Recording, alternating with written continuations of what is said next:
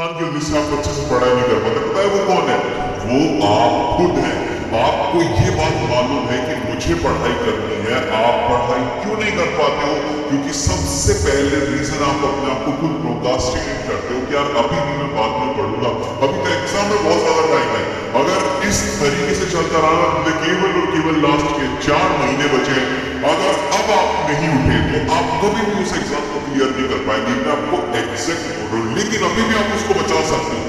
अभी भी आपके पास में 1/4 टाइम है। आपको एक प्रॉपर टाइम टेबल चाहिए होगा जिससे कि आप पढ़ाई करके बाकी स्टूडेंट से आगे निकल पाए। सो हेलो एवरीवन, बताइए इसके लिए आप रिस्पॉन्सिबल हो। ये फील करना जरूरी है, जब तक आप ये फील करोगे आप दूसरों पर ब्लेम करते रहोगे, इसकी वजह से हो गया, उसकी वजह से हो गया, आप कभी पढ़ाई नहीं कर पाएंगे। तो सबसे पहली बात मानो कि मैंने टाइम वेस्ट किया लेकिन अब मैं नहीं कर सकता। और एक और बात आप कर सकते हो, क्योंकि एक बहुत ही अच्छा भगवत गीता के अंदर श्लोक है कि मन के हारे हार और मन के जीते जीत। अभी आप ये मत देखो कि आपका इतना टाइम निकल चुका, ये देखो कि अभी भी आपके पास में 4 दिन, अभी अगर आप अच्छे से पढ़ाई करोगे ना तो भी आप उस सिलेबस को कंप्लीट करके उस एग्जाम को कवर कर सकते हो। तो अब आपको टाइम टेबल कैसे बनाना है? टाइम टेबल बहुत ज्यादा जरूरी है। अगर टाइम टेबल नहीं होगा तो जिस तरीके से अभी आपकी लाइफ चल रही है कि आप रात को लेट नाइट सोते, सुबह लेट उठते हो, आपका खाने का टाइम फिक्स नहीं, आपका पढ़ने का टाइम फिक्स नहीं, तो आपका पूरा डे ऑर्गेनाइज नहीं, तो आप कैसे पढ़ाई करके सक्सेसफुल होंगे? इसलिए सबसे पहले अब आपको क्या करना है, मैं आपको एक ट्रिक बता रहा हूं कि होता है टाइम मैट्रिक्स। आपको अपने दिन को 4 हिस्सों में डिवाइड करना है। इसमें सबसे फर्स्ट हिस्सा आता है जो कि आता है सुबह 6 बजे से लेकर के दोपहर के 12 बजे तक। जो 6 घंटे का स्टडी स्लॉट होता है ये होता है आपकी एक्टिव लर्निंग के लिए। इसमें आप नए नए चैप्टर्स पढ़ो, इसमें आप लेक्चर देखो, इसमें आप वो पढ़ो जो कि आपको पढ़ने में इंटरेस्ट नहीं, आपको पता है कि एग्जाम में आपको डर लगता है,